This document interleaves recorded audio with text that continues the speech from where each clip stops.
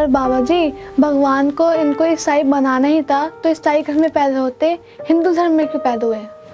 तेरे कहने के हिसाब से तो फिर अगर ईश्वर ने किसी बच्चे को नंगा भेजा है तो उसको नंगा ही रहना चाहिए। वो बच्चा तो अनपढ़ भी होता है, तो तेरे हिसाब से ईश्वर ने उस बच्चे को अनपढ़ा भेजा है तो क्या उसको अनपढ़ ही रहना चाहिए? ईश्वर ने तो उस बच्चे की शादी भी नहीं करके भेजी, वो तो बच्चा ऐसे ही आया है। क्या तेरे हिसाब से वो बच्चा शादी भी नहीं करना चाहिए और ऐसे ही रहना चाहिए कवारा? उसकी वजह सबसे बड़ी पता है क्या है?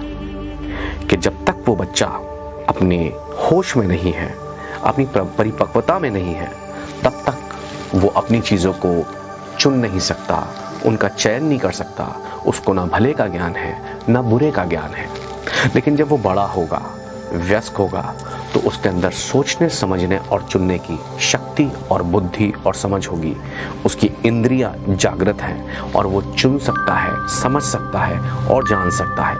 इसीलिए ईश्वर ने इंसान को ऐसे भेजा है कि वो यहाँ आए, सत्य को जाने और स्वतंत्र हो।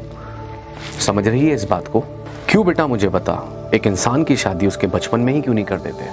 क्यों उसके अडल्ट होने का, वयस्क होने का इंतजार किया जाता है? अगर कर देते तो आज वो अपराध है। मुझे एक बात बता, क्यों एक बच्चे को ड्राइविंग लाइसेंस नहीं मिलता?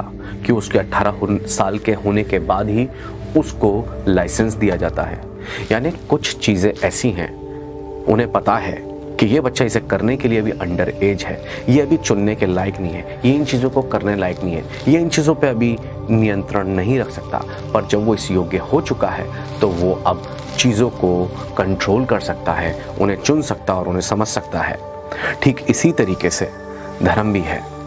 तुम्हारे माँ बाप तुम्हारे लिए धर्म चुन सकते हैं, पर परमेश्वर से रिश्ता कोई भी नहीं चुन सकता। वो आपको खुद बनाना होता है और आप वो सिर्फ तभी बना सकते हैं जब आपके अंदर सही गलत को, अच्छे और बुरे को चुनने की समझ है। इसलिए आप किसी भी धर्म में दुनिया के पैदा हो सकते हो, चाहे वो हिंदू हो, ईसाई हो, मुसलमान हो, सिख हो या दुनिया का कोई भी धर्म हो, या हो सकता है कोई नास्तिक भी हो।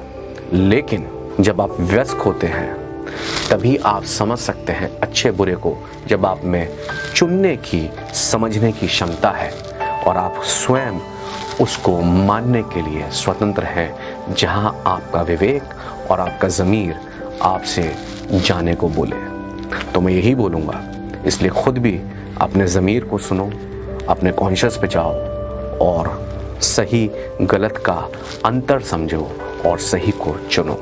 और बेटा, अगर सच को समझना, चुनना और मानना है तो तुम्हें अपनी भावनाओं को एक तरफ रखना पड़ेगा और खुले दिमाग से सच को ढूंढना पड़ेगा।